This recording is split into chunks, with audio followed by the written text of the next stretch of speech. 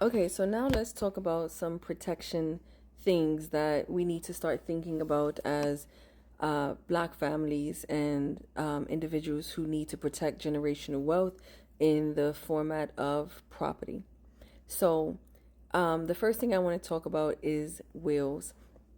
I think that a lot of times the stigma around writing a living will keeps us as Black people from doing so. However, it is really important that you write a living will, not because you are claiming or putting mouth to the fact that you're going to die at some point, even though all of us will. The one thing you can be sure of is that none of us will make it off of this earth alive.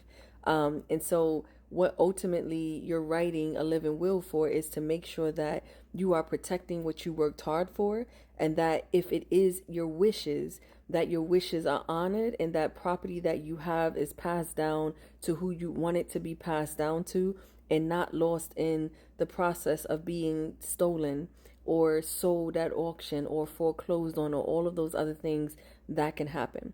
And so one of those things that requires that is writing a living will. Now, it is always recommended that you use an estate planner or an attorney to help you with your will. However, you can write a will on your own. You just want to be sure that you are meeting the requirements that your state has for what needs to be included in a will. Usually, a will needs a date, of course. It needs to stipulate, what your wishes are, even everything from how you want to be buried, if you want to be buried, what funeral home you want to be buried in, where you want your money to go, or who you want your money to go with when you pass away, and absolutely who you want your house to go to. Now, especially if you have multiple children or multiple individuals that you want to pass property down to, it is really important that you be very specific about who gets what. Even down to, for instance, if you're giving more than one person the same property, that you are very specific about the percentage that the individuals get or the ownership that the individuals get. If, for instance, a person is residing in that property or residing with you in that property, you want to also be very specific about their ability to remain in that property. And usually you want to make sure that they have the primary percentage or ownership over that property so that they can't be pushed out or overridden in the process.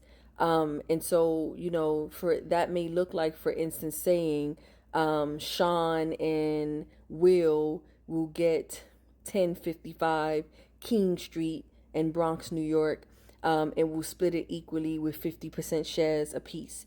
You may say, if you have another home, that Anthony and Lamp will get 1922 Apple Tree Lane, and Anthony currently resides there and will remain the primary owner of that property, receiving 75% of the property asset, and Lamp will receive 25% of the property. Whatever that looks like, you want to be very specific. The next thing that has to be on every single will, regardless of the state, is to make sure that you sign it. Now, there isn't a specific requirement most times that a will has to be typed. You can handwrite a will.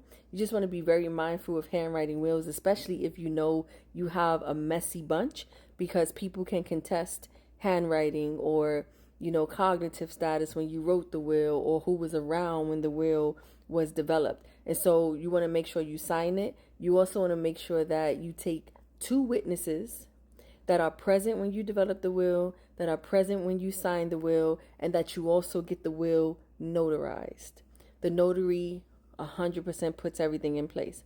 After that has happened, usually you want to take the will to the probate court in your state and have it documented in the system. And because what that ultimately does is that when you pass away, the executor of your estate can just go down to the probate court and pull your will without having to fight. But if you don't want to go and take it to the probate court and have it recorded, as long as you keep it in a safe place and people know where it is, and if it's in a safe, they know how to get into the safe, then that's fine as well. There aren't any legal requirements that says you have to record the will. But again, make sure you double check with your state, because some states may require that you record the will. Okay. So you've made the will. Best practice is to go ahead and take the will down to the probate court so that it is on record. For some states, when you take it to the probate court, it becomes a public record. In other states, it may not. It varies. But that doesn't mean that the will is probated. It just means it is on record and documented that the will was put into place. When the person passes away and the executor gets the will and the will is read, please keep in mind that your funeral director, your pastor, your sister reading the will is not the same thing as the will being probated. The will's probate process is a legal process that has to take place after somebody dies. It includes, of course, the will.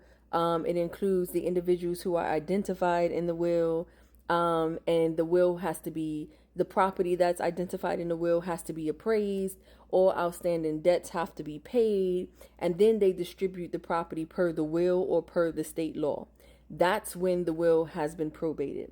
That process of probating the will protects the will from being contested or overridden. So, like, for instance, in my family situation where there was a will in place, where my grandparents specifically deeded or provided, gifted to each of their children a specific property that they owned free and clear prior to their death. However, because we did not properly do the will process of probating the will, by the time the individuals in the family who did not have rights to certain properties sold shares that they didn't own in the first place, it was too late to argue that the will was present.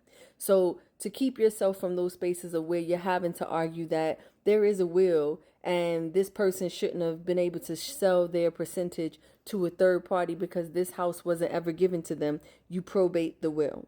Make sure you probate the will. Probating the will is going to avoid a lot of those issues. It sounds like a lot on the front end, but it makes life a lot easier on the back end, especially when you have family members that may likely be swayed by money or what looks like large sums of money because they can sell your property from under you when you don't probate the will. But if the will is probated, it is a legal process that now nothing overrides that. And so someone saying, yes, I can sell you a percentage in this home won't be valid if they have no rights to the home. The second thing that you want to do again is making sure that in addition to the will being probated to the rights of the state that you live in, that you make sure that there is no outstanding property taxes on the home. This is really, really important, especially for older homes and homes that are free and clear of mortgages. For instance, in our instance, the homes that my grandparents owned are free and clear of mortgages. And so because of that, a lot of times now mortgages will pay for and pay attention to your property taxes every year. With homes that don't have mortgages on them, there is no mortgage company to pay attention to it and or to keep up with taking money out of your escrow to help you pay for those property taxes. And so when there are back property taxes, the home can be liened against by the state that the house resides in.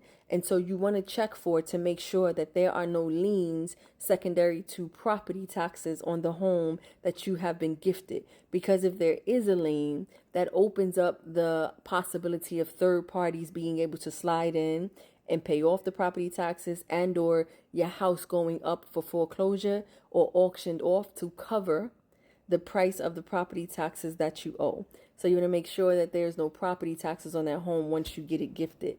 Once you know that there are or is not property taxes, if you can pay them straight out, pay them straight out. If you cannot, always contact the state and enter into a payment plan. When you are in that payment plan, you want to still set a document in place where in writing it is clear to everybody that owns percentage in that home that no one can share their percentage or sell their percentage without the agreement of everybody else that owns the home, so that no one decides to share their percentage while you are trying to pay off the property taxes and or because they are afraid the home will be foreclosed on. You want to make sure you're locking in every loose end so that no one can slide in an open door and snatch what is yours. So this message is about the will, making sure it is valid and legal and always signed and dated and notarized, and at all possibilities filed with the probate court, and then making sure that your home has no open property taxes and or liens on it secondary to a property.